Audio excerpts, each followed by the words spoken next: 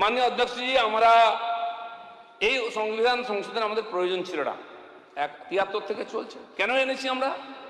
না, আজকে পশ্চিমবাংলায় যে বিশেষ পরিস্থিতি তৈরি হয়েছে, একটা লোকের রাজনৈতিক অভিসন্ধির জন্য মানুষ একটা ডেথ সার্টিফিকেট পাবে না, রেসিডেন্স সার্টিফিকেট পাবে না, বার্থ সার্টিফিকেট পাবে না, বাড়ির শৌচালয়ের টাকা পাবে না, আবাস যোজনার টাকার কিস্তি আটকে যাবে, যে গরিব মানুষগুলো যে রামজিতে কাজ করেছেন তার পেমেন্ট আটকে যাবে সে সই না করলে।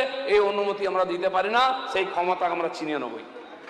সেই জন্য আমরা করছি এখানে একজন সেক্রেটারি বা এক্সিকিউটিভ অ্যাসিস্ট্যান্ট সিগনেচার করবেন, কিন্তু অনুমতি দেবেন প্রধান, হিসাব দেখবেন প্রধান, তিনি সেখানে জনতার বৈঠক করবেন, সিদ্ধান্ত নেবেন কোন রাস্তা হবে, সব তিনি করবেন। সইটা এই জন্য করতে দেবো না, কারণ একজন কন্ট্রাক্টরকে 3 বার ঘোরানো হয়, 5% নেবেন না 10%, তারপরে সই করেন। সেই অধিকারটা ছিনিয়ে নিচ্ছি, কাটমানি খাওয়ার অধিকার ছিনিয়ে নিচ্ছি, বাকি সংবিধান যে অধিকার দিয়েছে সেটা ছিনিয়ে নেওয়া হয়নি। শ্রী বাবর আলী, শ্রী বঙ্কিমচন্দ্র ঘোষ, শ্রী আকরুজ্জামান, 8 জন বক্তব্য রেখেছেন। সবাইকে আমি ধন্যবাদ জানাই। এবং যেভাবে এই আলোচনায় অংশগ্রহণ করে আমাদের মাননীয় সদস্যরা বক্তাদের উৎসাহিত করেছেন হাততালি দিয়ে, স্লোগান দিয়ে, তার জন্য আপনাদেরকেও ধন্যবাদ জানাই। আজ এটা ঠিকই যে ঐতিহাসিক ব্যাপার, অনেকের খুব অসুবিধা হচ্ছে, কেন আইন পরিবর্তন হচ্ছে। অনেকে 5 বছরের জন্য ইনভেস্ট করেছিলেন, টাকা পয়সাতে টিকিট কেটেছিলেন, দিয়ে জিতেছিলেন টিকিট কিনে, যে 5 বছর কামাবো, তার থেকে 2 বছর মাইনাস হয়ে যাচ্ছে, কষ্ট তো হবেই।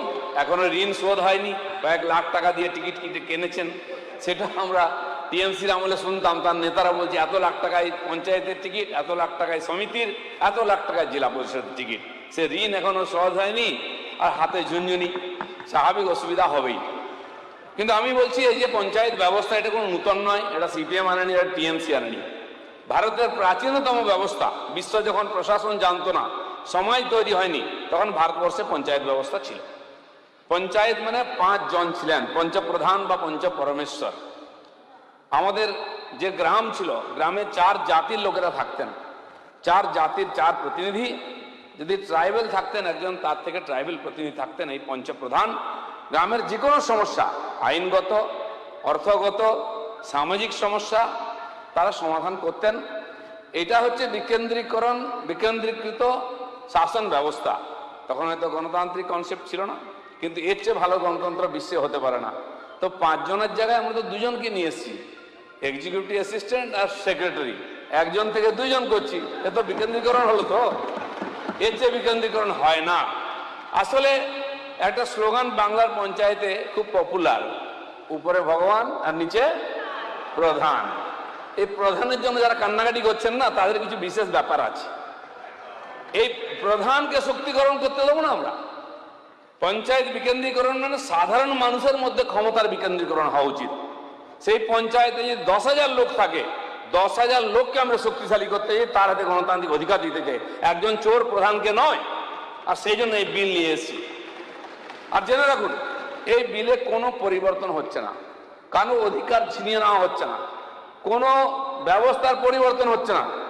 একটাই পরিবর্তন হচ্ছে, যে জন্য পশ্চিমবাংলার পঞ্চায়েত ব্যবস্থা এত বদনাম হচ্ছে, দুর্নাম হচ্ছে, এত হিংসা, এত ক্ষয়ক্ষতি, এত লুট, এখানে যারা বসে আছেন বিধায়করা, তাদের চেয়ে যে কোনো প্রধানের বাড়ি বড়। আপনার বাড়ি 3 তলা নাই, কিন্তু পঞ্চায়েত প্রধানের বাড়ি 3 তলা আছে কিনা? এতে প্রমাণ হয়ে যায় কতটা বিকেন্দ্রীকরণ হয়েছে অর্থের, কোথায় পৌঁছেছে। এত স্বজন পোষণ, এত হিংসা, এত লুটপাট। একটা রেসিডেন্সিয়াল সার্টিফিকেটের জন্য পয়সা নেওয়া হয়, একটা বার্থ সার্টিফিকেট, ডেথ সার্টিফিকেটের জন্য পয়সা নেওয়া হয়, কেন? সেই প্রধানকে আপনারা রাখতে বলছেন। ডিএম তো সই করেন কোটি কোটি টাকার, বিডিও সই করেন, যদি সেক্রেটারি সই করেন কি সংবিধান অশুদ্ধ হয়ে যাবে? প্রধানকে কেন চোর বানিয়ে রেখেছেন? বিকেন্দ্রীকরণ এটাই হয়, বিডিও এসডিও ডিএম সই করলে দোষ হয় না। আর যদি সেক্রেটারি আর অ্যাসিস্ট্যান্টের হাতে আমরা ক্ষমতা দিয়ে দিই চেকের, কি অসুবিধা হয়ে যাবে? অসুবিধা ওটাই হবে, কাটমানিটা অসুবিধা হয়ে যাবে। আমি তো বলবো গব্বরের সেই স্লোগানটা একটু, ডায়লগটা পাল্টে দিই, सरदार काटमानी खाया है। सरदार बोलता है अब अंडा खाओ, सरदार काटमानी के बदले अंडा तो बराबर है ना। तो माननीय अध्यक्ष जी हमारा এই সংবিধান সংশোধন আমাদের প্রয়োজন ছিল না, 73 থেকে চলছে। কেন এনেছি আমরা? না, আজকে পশ্চিমবাংলায় যে বিশেষ পরিস্থিতি তৈরি হয়েছে, একটা লোকের রাজনৈতিক অভিসন্ধির জন্য মানুষ একটা ডেথ সার্টিফিকেট পাবে না, রেসিডেন্স সার্টিফিকেট পাবে না, বার্থ সার্টিফিকেট পাবে না, বাড়ির শৌচালয়ের টাকা পাবে না, আবাস যোজনার টাকার কিস্তি আটকে যাবে। যে গরিব মানুষগুলো যে রামজিতে কাজ করেছেন তার পেমেন্ট আটকে যাবে সে সই না করলে। এই অনুমতি আমরা দিতে পারি না, সেই ক্ষমতা আমরা ছিনিয়ে নেবই। সেই জন্য আমরা করছি এখানে একজন সেক্রেটারি বা এক্সিকিউটিভ অ্যাসিস্ট্যান্ট সিগনেচার করবেন, কিন্তু অনুমতি দেবেন প্রধান, হিসাব দেখবেন প্রধান। তিনি সেখানে জনতার বৈঠক করবেন, সিদ্ধান্ত নেবেন কোন রাস্তা হবে, সব তিনি করবেন। সইটা এই জন্য করতে দেবো না, কারণ একজন কন্ট্রাক্টরকে 3 বার ঘোরানো হয়, 5% নেবেন না 10%, তারপরে সই করেন। সেই অধিকারটা ছিনিয়ে নিচ্ছি, কাটমানি খাওয়ার অধিকার ছিনিয়ে নিচ্ছি, বাকি সংবিধান যে অধিকার দিয়েছে সেটা ছিনিয়ে নেওয়া হয়নি। মাননীয় অধ্যক্ষ মহোদয়, ভারতবর্ষের পঞ্চায়েতি রাজের আইন প্রত্যেক রাজ্যে আলাদা। রাজস্থান 59 সালে শুরু করেছে বোধহয় আইন, সেখানে প্রথম চালু হয় এই আইন। ভারতবর্ষের যুগ যুগ ধরে চলছিল এই ব্যবস্থা। ব্রিটিশরা এসে ধ্বংস করে কেন্দ্রীকরণ করেছে।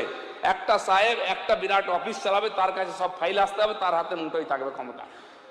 পরাধীনতাকে ধরে রাখার জন্য আমাদের পঞ্চায়েত ব্যবস্থাকে নষ্ট করা হয়েছিল। তাই আজকে সমস্ত কোর্টে কোটি কোটি কেস জমে আছে এই ব্রিটিশ সিস্টেমের জন্য। এত কেন্দ্রীকরণ, একজন অফিসার আছেন তিনি সই না করলে ফাইল যাবে না, তিনি 15 দিন নাই তো সমস্ত ফাইল জমা হয়ে যাচ্ছে, অফিসারকে দেখা যায় না, এত ফাইল জমা হয়। এটা হচ্ছে কেন্দ্রীকরণ, তার থেকে বেরিয়ে এসছে। আর ব্রিটিশরা সেখানেই নিয়ে গেছিল, পরবর্তীকালে আমরা নিয়ে এসেছি। কিন্তু কেবল পশ্চিমবাংলার ক্ষেত্রে প্রধানকে এই ক্ষমতা দেওয়া আছে বিল সই করা, আর সেইখান থেকে শুরু হয়েছে। অন্য রাজ্যে যান, কোথাও প্রধান এই আর্থিক ক্ষমতা নাই, তাই সেখানে হিংসা নেই, তাই এত লুটপাট নেই, তাই এত বদনাম নেই। এই যে পঞ্চায়েত নির্বাচন, অনেকে 21-এর কথা বলেছেন, আমি আপনাকে তথ্য দিচ্ছি। গত কয়েকটি নির্বাচনে কত মৃত্যু হয়েছে। 2003 সালে 70 থেকে 80 জন নিরপরাধ মানুষ মারা গেছে। 8 সালে 36 থেকে 45 জনের মৃত্যুর খবর পাওয়া যায়। 2013-তে 31 থেকে 39 জন মারা গেছে। 2018-তে 29 জন মারা গেছেন। আর 23-তে 48 থেকে 50 জনের মৃত্যুর আর তথ্য আমাদের কাছে আছে। আমি 18 সাল নির্বাচনে ভারতীয় জনতা পার্টির প্রেসিডেন্ট ছিলাম। প্রথমবার আমরা লড়াই করি, লড়াই করে আমরা কয়েক হাজার জিতি। কিন্তু জেতার পরে এত অত্যাচার, পুলিশ দিয়ে তুলে নিয়ে আসা হচ্ছে, দিয়ে জোর করে পঞ্চায়েত গঠন করা হচ্ছে। 2100 জন জেতা প্রতিনিধি সমিতি এবং পঞ্চায়েতে 2100 জন প্রতিনিধিকে বিহার, ঝাড়খণ্ড, উড়িষ্যা এবং আসামে আমরা লুকিয়ে রেখেছিলাম।